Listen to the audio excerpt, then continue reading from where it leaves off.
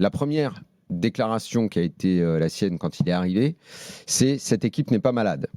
Pour finir après Brest-OM, pour dire que peut-être il y avait un problème. Je ne sais pas s'il a utilisé à nouveau le mot malade, mais on n'était pas loin.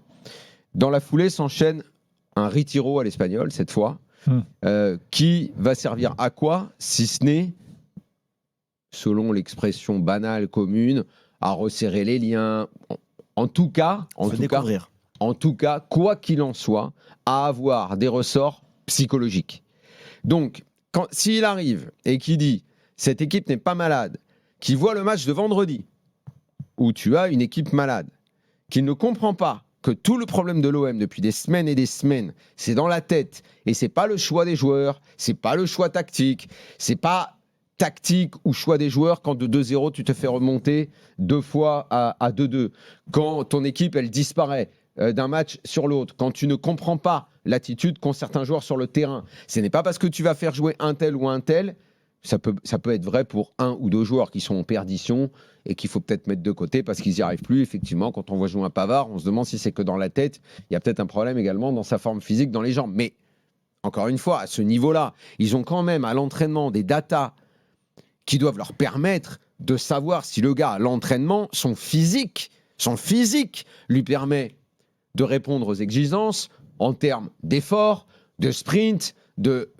tous les aspects physiques du football aujourd'hui, on les connaît dès l'entraînement. À la fin d'un match, les mecs, ils sont équipés. Je parle devant Kevin, qui est un expert en la matière. Tu les sais, tous ces éléments-là, tu les as. Ce que tu n'as pas comme élément, c'est ce qui se passe dans la tête. Sauf que si le football n'avait pas été pendant autant d'années réfractaire à tout ce qui est du domaine de l'esprit et de la tête, c'est pas vrai partout, puisque le PSG a beaucoup évolué dans ce domaine après avoir... Qu'est-ce que j'ai pas entendu quand pendant des années au PSG, je disais, mais vous allez arrêter de penser que les déboires contre Remontada, Manchester, machin, c'était une négativité, un mal-être, une mauvaise approche mentale qui ruinait le PSG dans les grands moments, et que effectivement, il y avait aussi les mauvais choix de joueurs, les mauvaises associations, mais il y avait des scénarios de match, même avec des mauvaises associations.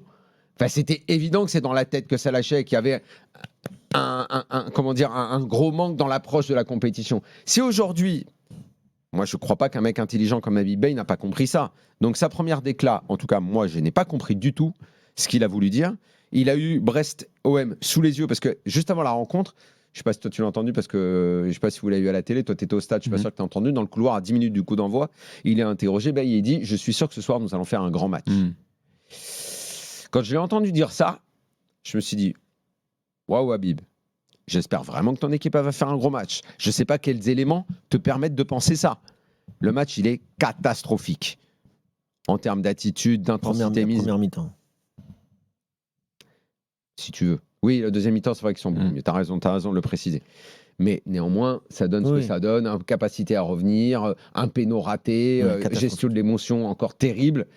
Et là, je lui dis, si lui, avant 10 minutes du convoi, il dit on va faire un gros match, qu'il voit ce résultat-là, qu'à la fin, au moment de se barrer à Marbella, il change de discours en disant bon, effectivement, là, c'est peut-être un petit peu plus compliqué et tout. Et j'espère vraiment que c'est cet aspect-là qui va corriger, sinon l'OM n'ira nulle part cette année. Écoute, moi, dans l'ensemble, je suis plutôt d'accord avec toi. Et j'ai écouté les grandes gueules du sport ce week-end. Et j'ai trouvé une réflexion intéressante de Pascal Duprat. Sur les changements de coach. Où il dit comment est-ce qu'Habib Beye a pu vouloir s'asseoir sur le banc après seulement 2 jours. Sur le coup, je me suis dit, attends, mais il n'allait pas arriver et rester en tribune. Puis finalement, je me suis dit, c'est pas bête quand même ce qu'il dit. Parce que, est-ce que tu sais... C'est-à-dire, il voulait dire quoi? Qu'il fallait peut-être qu'il observe, qu'il attende 3 jours avant de prendre l'équipe, en fait, qu'il laisse passer ce match. Qu'il vienne, mais qu'il laisse à Bardonado peut-être gérer ce match pour avoir du recul, suivre le match. On l'a déjà vu, ça, des coachs qui arrivent et puis qui temporisent. Et franchement, j'ai trouvé ça plutôt intéressant parce que je me suis dit, parce que là, Habib Beye va avoir un problème. Malheureusement, même si vous le savez, moi je ne me cache pas, je pense que ça peut être l'homme de la situation. Je ne sais pas s'il arrivera à atteindre tous les objectifs de l'OM cette saison, mais je pense que ça peut être quelqu'un qui, sur 1 an et demi, peut travailler comme il faut avec Mehdi Benatia. Qui s'équipe et qui s'entoure. Bien sûr. Moi, je sais que ses adjoints, il y en a qui sont encore bloqués à Rennes, si j'ai bien compris, etc. Mais aujourd'hui, il a un gros problème à Habib Beye, c'est que il a un peu les viseurs braqués sur lui. Il y a beaucoup de gens qui veulent le voir échouer. Il a un vestiaire qui est traumatisé, qu'il le veuille ou non. Et là, d'accord, je suis d'accord avec Daniel quand il dit que son vestiaire, il n'est pas malade. Si. Alors, est-ce que les mots sont choisis, pas choisis? Est-ce qu'il veut les rassurer? Est-ce qu'en interne, il tient un autre discours? Ça, je ne sais pas. Mais en tout cas, il y a clairement un problème psychologique et mental dans cet effectif de l'OM parce qu'ils ont pris des trop gros coups sur la tête. Et comme disait le coach Courbis, quand tu as déjà une bosse, c'est difficile, mais quand tu prends un coup sur une bosse, c'est encore plus compliqué. Et là, ils en ont pris quelques-uns des coups sur leur bosse. Et donc, ils sont pas bien. Et en plus, et on en parlera un peu plus tard, il y a les équipes derrière qui les voient avec une cible dans le dos et qui commencent à se dire attends, si on peut les piétiner ou si on peut les rattraper, leur tirer le maillot, on va pas se gêner. Et donc il est vrai, et en plus un club comme Rennes qu'il avait encore sous sa coupe il y a quelques jours. Donc honnêtement, j'espère que tout le monde à l'OM voit l'urgence de la situation. Je pense que les dirigeants, l'entraîneur le savent, mais est-ce que les joueurs en sont conscients? C'est difficile. Et je finirai par dire, puisque Daniel parle de prépa mentale, il y a des prépas mentales qui te disent quand tu es dans une mauvaise passe, il ne faut pas trop se dire que tu es dans une mauvaise passe et il faut regarder devant et il faut regarder le positif. Je sais bien.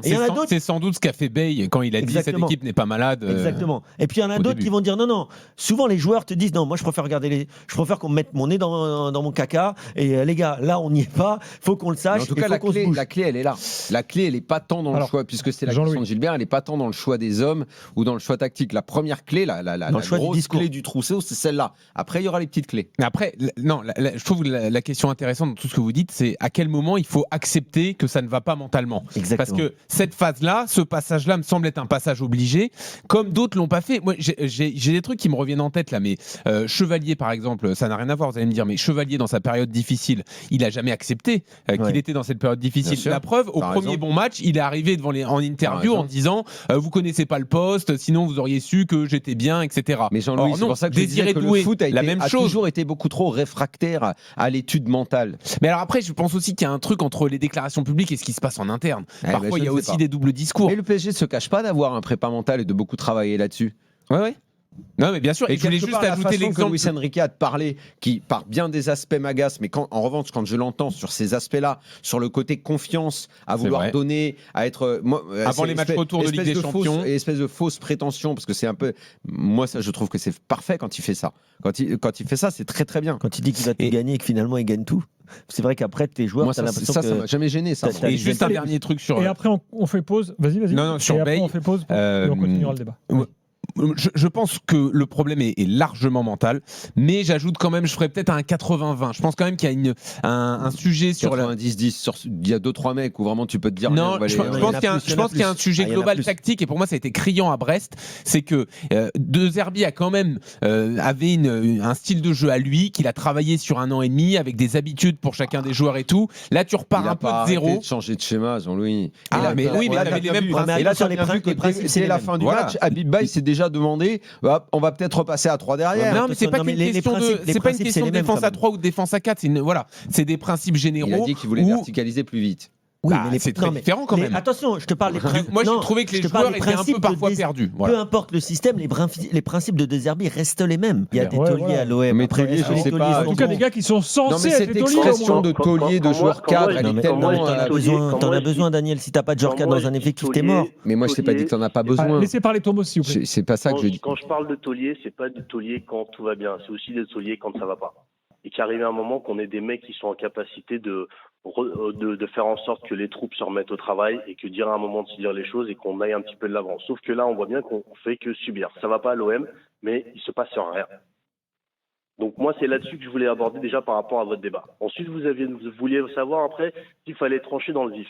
Mais trancher dans le vif aujourd'hui, regardez l'effectif de l'OM. Bon joueur, mauvais joueur. On a essayé tous les joueurs et on voit bien que dans cette période difficile aujourd'hui, il n'y en a aucun qui ressort du lot. Aucun. Pour moi, depuis quand même les semaines difficiles, pour moi, il y a quand même des joueurs qui sont encore à leur niveau. Moi, j'ai découvert notamment. Alors, est-ce qu'il sera taulier, même si c'était un taulier dans son précédent club à Feyenoord? Mais moi, je trouve que Timber, il est excellent. Moi, quand il est arrivé, j'ai dit attention, hein, c'est pas Seedorf. Alors c'est certes pas Seedorf, mais honnêtement, je le trouve bon. Et même contre Brest, je le trouve bon. Ouais, mais on n'était pas d'accord. Moi, je l'ai trouvé un peu moins bon, mais on Ouais, a bon, les moi, ça reste- déjà. Moi, ça- on ça- le trouvait moins bon. Ouais, hein, moi voilà. aussi. Ah, moi, je trouve que ça reste. Quand même- Timber, il m'a pas enchanté depuis qu'il est là. Hein. Ah si, moi je l'ai trouvé vraiment bon. Oh, ouais, En tout cas, oh là moi là. au milieu de terrain à l'OM, pour moi c'est un incontournable. En tout cas depuis qu'il est arrivé. Mm. Et après, tu as un Gouiri qui est toujours bon, mais qui a du mal quand même à être décisif dans les matchs notamment qui compte, mais dans le jeu je le trouve bon. Et après, il va falloir absolument que Naïef Aguerd retrouve un niveau qui lui permet de gagner des duels. Est-ce qu'il a mal aux adducteurs, pas mal aux adducteurs, ça je ne sais pas. Apparemment c'est un truc qui suit au quotidien. Il y a des matchs où il peut s'entraîner, et d'autres où il peut pas s'entraîner. Normalement, tu avais de quoi jouer avec des blessés. Hein. Une Tu avais un pubalgie effectif. chronique. Hein. Ouais. Là, Regarde. on est à un match par semaine maintenant. Hein. Je veux dire, Mais pour moi, c'est bon, quoi. il doit surtout pas trancher dans le vif en fait. Là, quand il y a un changement d'entraîneur, on repart de zéro avec tout Ouais. le monde. Donc tant qu'il n'a pas constaté des méformes ou des mauvais matchs de tous ces joueurs-là, il doit les faire jouer comme si de rien n'était. Tiens, là, pour en moi, faisant table rase du passé. Peu importe qui va jouer en défense. Hein. La semaine, à l'entraînement, ils sont ensemble. Tu vois qui est en forme. Tu regardes les résultats de performance. Bon, ben lui, ça va. Sa condition physique est optimale en ce moment. Et après, tout le reste, c'est je parle au mec. Tu te sens comment, quoi T'es bon, t'as envie, t'as la tête, t'as pas la tête. Et ça, c'est le domaine que je mets en avant depuis de longues semaines et qui est l'élément. Mais pour moi, principal du sportif de haut niveau aujourd'hui. C'est tellement essentiel de savoir dans quel état tu es, comment tu vas, de quoi tu as envie. En fait, on ne voit que ça aujourd'hui dans le sport. Tu ne vois que ça. Moi, la soi-disant transformation de Rennes, mais c'est étourdissant en fait. C'est étourdissant. Oui, on va attendre encore 1 ou 2 matchs quand même avant de trouver ça vraiment étourdissant. Ok. Bah, non, pour l'instant. Vu le niveau affiché, les 2 victoires qu'il y a là, juste parce que Bay est parti. Bon, ben ok, tu me parlais de joueurs cadres. En l'occurrence, c'est les cadres ne voulaient plus de lui.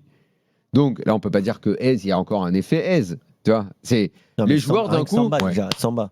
Les joueurs déjà, ah bon bah ok, bah écoute, maintenant on va bien. Ce sont eux qui décident au final.